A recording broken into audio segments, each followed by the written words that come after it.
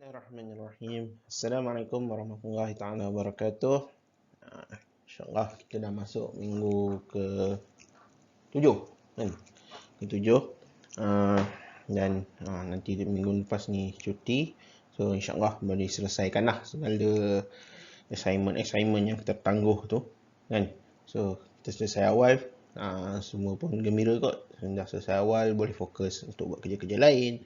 Saya pun boleh marking awal kan. Semua seronok lah kan. Okey. Jadi minggu ini kita sambung dalam bab seterusnya berkaitan Al-Quran dan sains. Cuma hari ini kita akan pergi kepada flora dan fauna. Sebab tu nampak bunga-bunga tu kan. Okey. So kandungan topik kita hari ini alam flora, alam fauna. Hasil pelajaran kita nak memahami hubungan sains dan Al-Quran, mengetahui penciptaan makhluk yang pelbagai manfaatnya untuk kebaikan manusia, serta menginsafi kebesaran Allah yang tidak dapat dijangkau oleh ilmu manusia.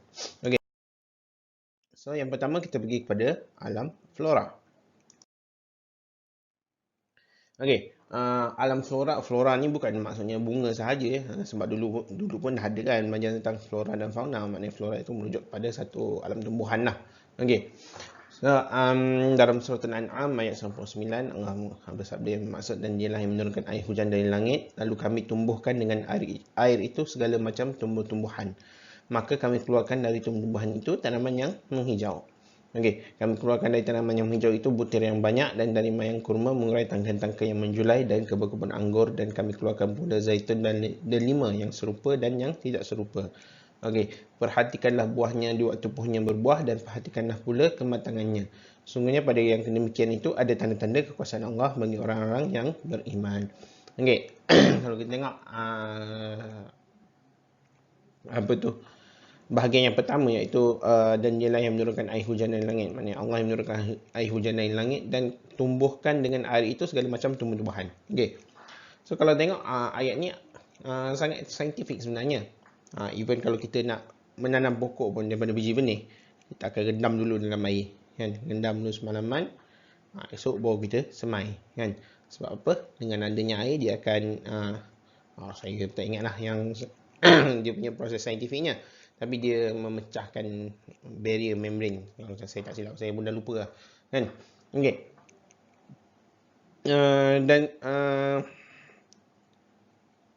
Dan kalau kita tengok juga daripada keluar dari tanaman yang menghijau itu butir yang banyak. Maknanya daripada pokok itu akan lahirnya buah, dan buah itu akan melahirkan biji. Daripada biji benih itulah yang mula jadi pokok yang baru pula kan.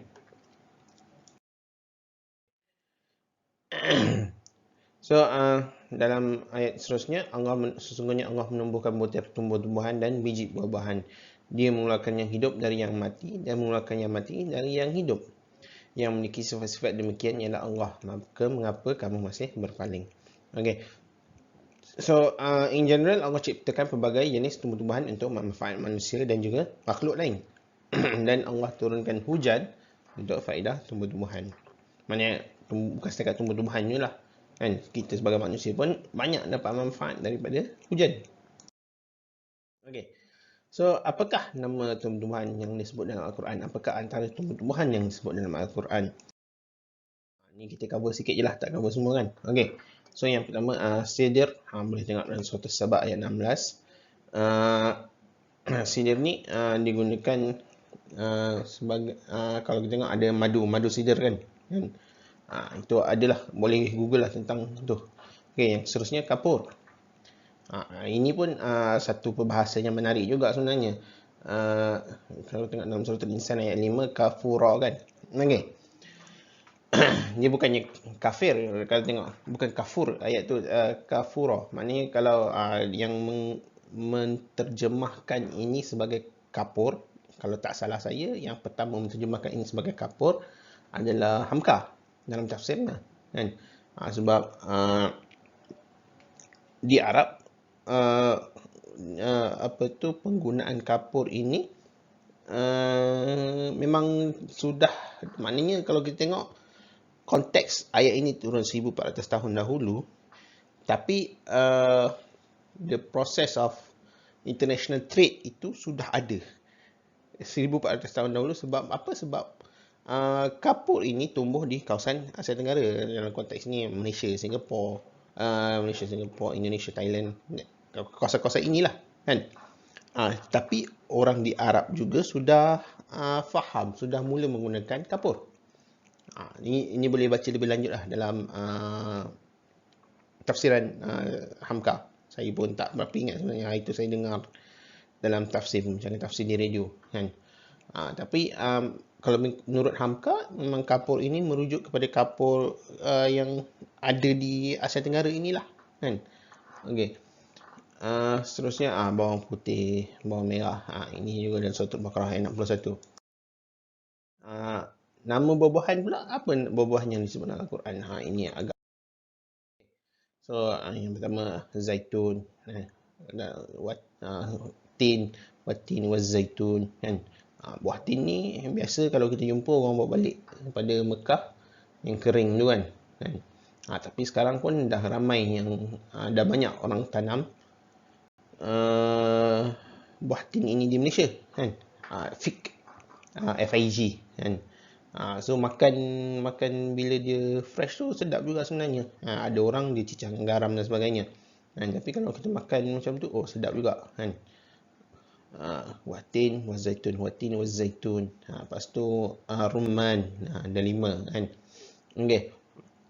Kurma biasalah, anggur pun biasalah. Dan pisang. Pisang ini pun kalau kita tengok menarik juga. Sebab kalau saya pun tak ingat siapa, tak ingat profesor mana, tapi dia cakapkan buah pisang ini sebenarnya adalah superfood of Southeast Asia kan. Dia selain kelapa lah, tapi pisang ini sebab dia memang banyak lah bagi tenaga, macam sistem pencernaan dan sebagainya. Dia memang agak superfood lah. Pertama buah zaitun. Buah zaitun biasalah kan. Orang cakap banyak digunakan dalam kosmetik. Kalau kalau kita di Malaysia mungkin jarang lah orang guna untuk memasak kan. Tapi kalau di luar negara, negara-negara Mediterranean contohnya, dia memang minyak zaitun itu normal lah gunakan untuk masak, tapi dia tak guna untuk deep fry atau hot fry kan. Dia guna sebagai dressing dan sebagainya, ataupun slow cooking, api yang tak kuat lah kan. Dan ini biasa sebab dia juga dalam shampoo pun ada, boleh gunakan untuk melembabkan rambut, kelembapan pada kulit, cantikkan wajah. Ni biasalah kan. Buah zaitun memang banyak disebut dalam Al-Quran. Seterusnya watin. Ini pun orang kita semua, orang di Malaysia pun mula aware kot, sebab dah banyak penanaman buah tin kan. Fig, FIG tadi yang saya sebut. Seterusnya delima, rumman. Delima ini dia adalah satu ejen antioksida. Dia mempunyai kadar antioksida yang agak tinggi. So sebab itu dia dikatakan boleh mencegah kanser kan. Kalau tengok warna dia merah, dia dalam English apa, antioxidants kan. So dia ada high antioxidant properties. Seterusnya pisang. Pisang ni memang sumber tenaga, tapi orang makan biasanya pagi lah kan. Cuma kita biasa makan petang, kita buat pisang goreng kan. Apa tu aktiviti menggoreng pisang tu technically jadi tak sihat lah kan, sebab kita deep fry, banyak minyak apa semuanya kan. Tapi dia sedap lah kan.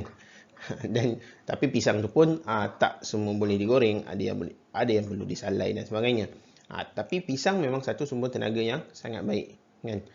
Terutamanya kalau kita tengok dalam konteks dulu, orang travel belayar kan. So kena sebab apa pisang emas di atas peti masak sebiji. Saya dah ingat. Maknanya proses masak pisang itu bukan serentak, dia ada masak dulu sebiji, masak dulu 2 biji, seterusnya. So dia adalah satu yang bagus lah untuk kita simpan kalau kita nak travel untuk satu jangka masa kan? Yang seterusnya anggur. Dalam Al-Quran disebut sebagai ainab kan, ainun ba. So Dia 8 kali disebut dalam Al-Quran. Okey, dan anggur ni banyaklah khasiat-khasiatnya, antaranya dia dapat melancarkan proses penghadaman, melancarkan peredaran darah, menyebabkan risiko sakit jantung. Dan kita ni pun dah start, sebenarnya beberapa tahun yang lalu orang dah start menanam anggur di Malaysia kan. Cuma agak masam sikit lah kan. Mungkin ambil masa lah untuk mendapatkan variety anggur yang sesuai ditanam di kawasan Malaysia. Okay.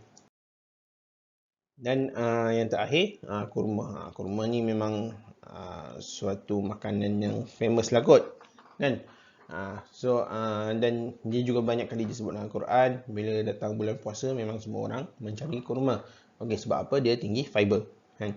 So bila dia tinggi fiber, dia proses breakdown tu lama kan. So dia boleh jadi bekalan tenaga yang lama lah, bekalan panjang kan. Dan juga dia tinggi glukos. So dia boleh jadi satu bekalan tenaga yang cepat lah setelah berpuasa sepanjang hari. Selain itu antioksidan, tinggi potasium, ada iron, low sodium. Dan yang kita biasa jumpa di Malaysia ini kurma yang sudah kering lah kan. Tapi kalau pernah jumpa, ada juga yang saya jumpa hari tu, dia di beberapa kedai yang dia dah start jual kan, kurma yang kurma basah. Kurma basah tu maknanya kurma yang tak kering lah kan. Okey, dia rasa kelat-kelat sikit kan. So bolehlah cuba tu, menarik jugalah rasanya. Ada orang tak suka dah sebab dia ada rasa kelat tu. Tapi saya suka, sedap kan. Okey.